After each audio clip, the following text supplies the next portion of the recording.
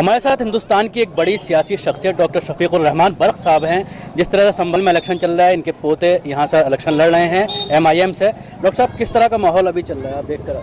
देखिए, यहाँ माहौल मेरे पोते ज़ियाउर रहमान बर्क लड़ रहे हैं और मैंने ऐसा इलेक्शन आज तक नहीं देखा कि सारे नौजवानों में एक इंतहाई यानी ऐसा जोश है कि जिसका कोई जवाब नहीं है। तो इस हालात में लेकिन आज मैंने देखा कुछ आर्मी वाले या पुलिस वाले इसमें हालात कुछ बिगाड़ना चाहते हैं और वो रुकावट पैदा कर रहे हैं। भाई, जो पर्चा आ रहा है जिस पर फोटो है वो तो आईडी खुद है, आईडी इटसेल्फ, लेकिन फिर उसमें और आईडी की क्या जरूरत है, यह मैं कहने के लिए आया था। तो समाजवादी की साजिश, समाजवादी कोशिश कर रही है पूरी तरह से अपने बल का इस्तेमाल कर। ठीक है, भाई समाजवादी चूंकि वो ये भी कह रहे थे इससे पहले भी कि साहब अगर जीत भी गए तुम तो फिर गवर्नमेंट हमारी बनेगी, उनकी क्या गवर्नमेंट बनेगी, उनकी कोई गारंटी नहीं।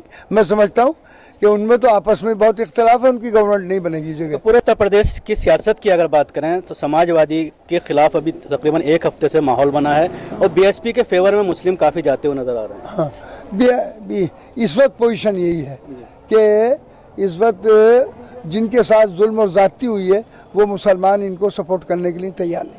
लेकिन जिस तरह से इस बार समाजवादी पार्टी का मैनिफेस्टो आया है, पिछली बार 14 निकात मुसलमानों के लिए थे, लेकिन इस बार मुस्लिम वर्ड जो है उसमें जिक्र नहीं किया गया है, मुस्लिम शब्द पूरी तरह से हटा दिया गया है। चूँकि खुद मुलायम सिंह यादव ने कहा कि भाई मेरे लड़के ने मुसलमानों का काम नहीं किया और DGP जावेद अहमद उसको मैंने कह दिया था रखने के लिए, तो 15 दिन तक मुझसे नहीं बोला लड़का।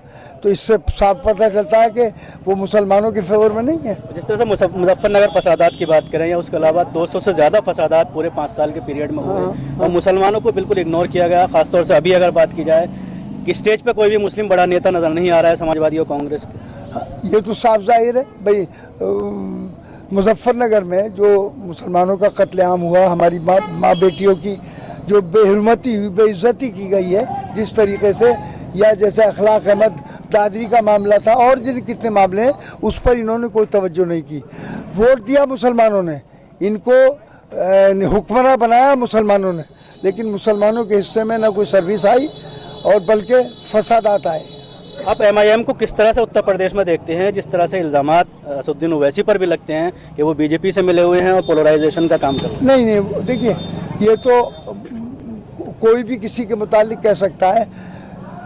हमने देखा कि पिछला इलेक्शन में पार्लियामेंट का जीता हुआ था 28 साल से, लेकिन समाजवादी के वो जो मंत्री है यहाँ का इकबाल महमूद, उसने खुल्ला बहुजन समाज पार्टी को वोट डलवाए कि भाई हाथी पे लगाओ, हाथी पे नहीं लगा सकते तो फूल पे लगाओ, जाग टब्बर को हराओ। तो ये तो पॉलिसी इनकी है, लेकिन आज तक ना उसको हटाया, no action was taken as yet. Mayawati के ऊपर कितना यकीन कर सकते हैं यूपी का मुसलमान? ये है कि मायावती से मैंने पहले भी कहा था, जब मैं उसमें गया, मैंने कहा भाई मुसलमानों को हिस्सेदारी दीजिए, इसमें मुसलमानों को हिस्सेदारी दी जाएगी तो मुसलमानों से हमदर्द और वफादार उन्हें दोस्त नहीं मिल सकता। जिस तरह से BJP दोबारा से अपने मुद्दे पर लौट आई है, राम मंदिर की बात की जा रही है, इसके बाद कहा जा रहा है कि 53 तलाक पे रेफरेंडम कराया जाएगा पूरे उत्तर प्रदेश में अगर उनकी सरकार बनती है। हाँ, तो ये तो पोल खुल गई इनकी, मोदी की भी और इनकी भी। कहा था अच्छे दिन आएंगे, अच्छे दिन तो कहीं भी नहीं आए। और जो भी बातें उन्होंने कही, चाहे वो तलाक का मामला हो, ये मामला भाई जहाँ तक तलाक का उसका ताल्लुक है, ये मुसलमानों का बहरहाल कुरान शरीफ से जुड़ा हुआ मसला है, इसमें कोई दुनिया की ताकत इसमें कोई दखल नहीं दे सकती। डिमोनेटाइजेशन का कितना असर नजर आ रहा है वोटर के ऊपर? बहुत है, काफ़ी, मैं समझता हूँ 25% से ज़्यादा है।